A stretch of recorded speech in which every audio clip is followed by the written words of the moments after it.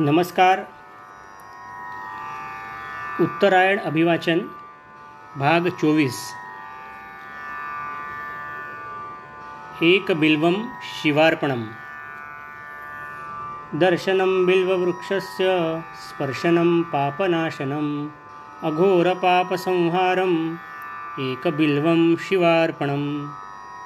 भगवान शंकराच्या पूजेत बिल्वपत्राचे विशेष स्थान आहे. महादेवाला एक बेलपत्र अर्पण केल्यानंतर ते प्रसन्न होऊन जातात. त्यामुळेच शिवशंकराला आशुतोष असेही म्हणतात. बिल्वपत्र अथवा शिवपत्र नावाने प्रसिद्ध असे बेलाचे पान ज्या झाडाला लागते त्या झाडाला शिवद्रुम असेही म्हणतात. शिवपुराणानुसार श्रावण मासातील सोमवारी शिवलिंगावर बिल्वपत्र अर्पण केल्यास ते 1 कोटी कन्यादानाच्या फळाएवढे असते. शिवलिंगाचे बिल्वपत्राने पूजन केल्यास दारिद्र्य दूर होऊन सौभाग्य प्राप्त होते. बिल्वपत्राने केवळ भगवान भोलेनाथच नाही तर त्यांचे अंशावतार महावीर हनुमंत देखील प्रसन्न होतात.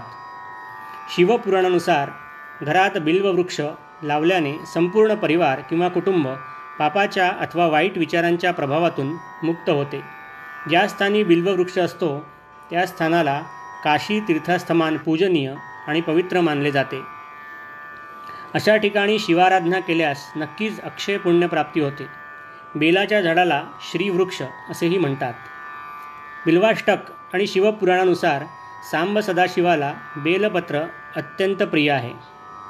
असे म्हणतात की बेलपत्रातील 3 पाने म्हणजेच त्रिनेत्र स्वरूप भगवान श्री शिवशंकर आहेत. स्कंद पुराणानुसार बिल्ववृक्षाच्या उत्पत्ती संबंधात एक रोचक कथा आली आहे. माता पार्वतीने एकदा आपल्या ललाटमस्तकी आलेला घाम हातांच्या बोटांनी पुसून फेकून दिला.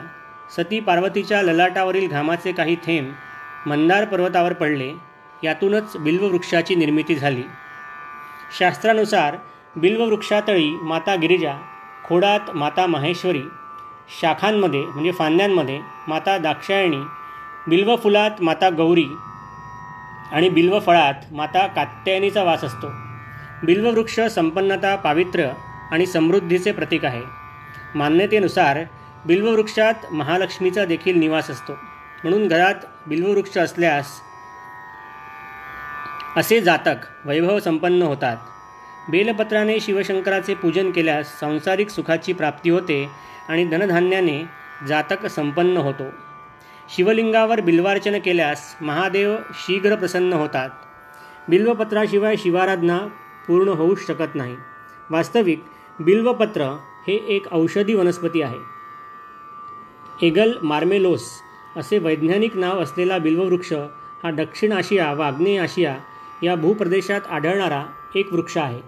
फुलांमुळे फळांमुळे प्रसिद्ध असलेले बरेच वृक्ष आहेत. केवळ पानांसाठी ओळखले जाणारे थोडे आहेत. बेल हा वृक्ष त्यापैकी एक. त्रिदल धारण केलेला हा प्राचीन वृक्ष हिंदू धर्मियांच्या मनात श्रद्धेने स्थान ठेवून आहे. भारतवर्षाचे पुरातन काळापासून जसे शिवशंकराशी नाते आहे तसेच बिल्ववृक्षाशी देखील आहे.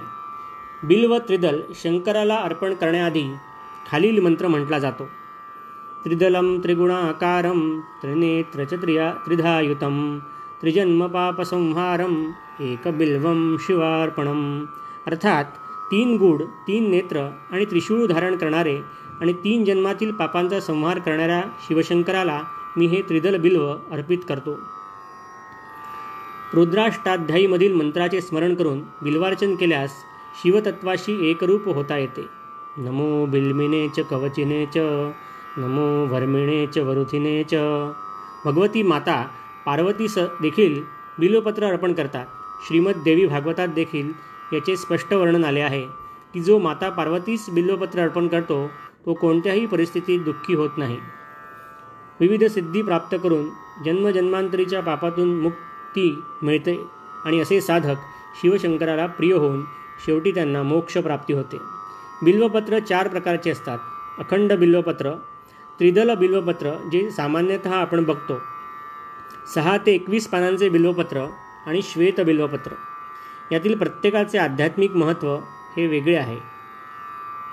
अखंड बिल्वपत्रेण पूजिते नंदिकेश्वरे शुद्धंती सर्व पापेभ्यो एक बिल्वम शिवार्पणम. बिल्वाष्टकात अखंड बिल्वपत्राचा उल्लेख आहे. एकमुखी रुद्राक्षासारखेच अखंड बिल्वपत्राचे अनन्यसाधारण महत्त्व आहे. सामान्यतः आपल्याला सहज उपलब्ध असणारे बिल्वपत्र म्हणजे त्रिदल बिल्वपत्र होय.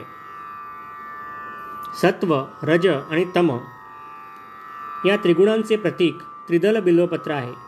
श्रद्धायुक्त अंतःकरणाने बिल्वार्चन केल्यास धर्म, अर्थ, काम आणि मोक्ष या चतुर्विध पुरुषार्थाची प्राप्ती होते. कधीकधी एकाच बिल्ववृक्षाला 4, 5 किंवा 6 पत्री असलेले बिल्वपत्र लागलेले आढळून येतात. मात्र हे अत्यंत दुर्मिळ असून उत्तराखंड किंवा नेपाळमध्ये असे बिल्ववृक्ष सापडतात. दक्षिण भारतात देखील 4 ते 21 दलाचे बिल्वपत्र असलेले बिल्ववृक्ष कुठे कुठे आढळले आहेत. ज्याप्रमाणे पांढरा साप आणि पांढऱ्या दुर्वा अत्यंत दुर्मिळ, त्याचप्रमाणे श्वेत बिल्वपत्र हे देखील निसर्गात अत्यंत दुर्मिळ आहे.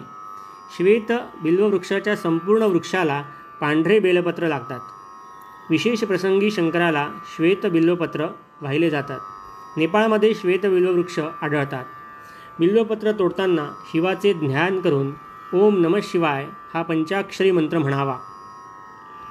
अमृतोद्भव श्रीवृक्ष महादेवप्रिय सदा गृह्यामि तव पत्राणी शिवपूजार्थमादरात.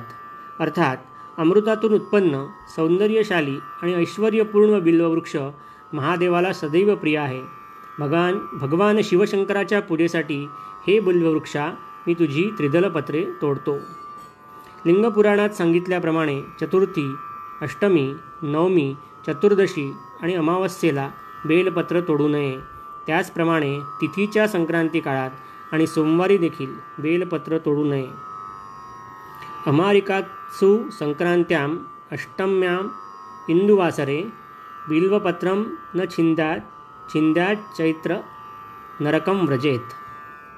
बिल्वपत्राचे वैशिष्ट्य हे की ते कधीही शिळे होत नाही.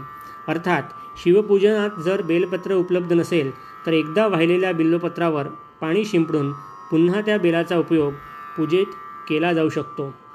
शिवशंकराला नेहमी चोपडा भाग स्पर्श होईल अशा रीतीने बेलपत्र अर्पण करावे. बिल्वपत्रास नेहमी अनामिका, अंगठा आणि मध्यमेच्या मदतीने शिवार्पण करावे. फाटलेला अथवा खराब बेल कधीही वाहू नये. आध्यात्मिक अशा बिल्ववृक्षाचे आयुर्वेदिक महत्त्व अनन्यसाधारण आहे. कावीळ, सूज, अतिसार, डोळ्यांचे विकार, रक्तविकार, मानसिक तणाव, श्वेतप्रदर, रक्तप्रदर आदी रोगात बिल्ववृक्षाच्या विविध अंगांचा उपयोग होतो. अनेक कष्टसाध्य रोगांवर उपाय म्हणून बेलाच्या पानांचा, फुलाचा आणि फळाचा उपयोग होतो. संत्र्याच्या जातीतल्या या झाडाची फळे अतिशय रुचकर व गुणकारी असतात. बेलफळाचा रंग सोनेरी पिवळट हिरवा असतो आणि त्याच्या चंदनासारखा सुगंध वनातले वातावरण भारून टाकणारा वाटतो.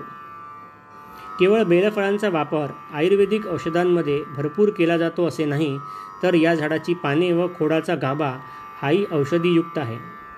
बेलफळाचा मुरंबा, सरबत हे रुचकर औषध, भूक वाढवणारे टॉनिक आहे. या श्री पुरुषोत्तम मासातील आजच्या अखेरच्या सोमवारी आपणही ज्याच्या मुळाशी ब्रह्मा, मध्ये विष्णू आणि अग्रभागी शिवरूप आहे अशा बिल्ववृक्षाला प्रणाम करून एक बिल्व शिवार्पण करूया.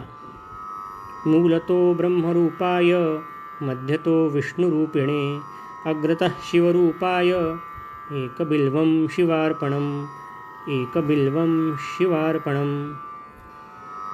उद्या पुन्हा भेटूया उत्तरायण अभिवाचनाच्या भाग 25 मध्ये. नमस्कार, शुभरात्री. हर हर महादेव.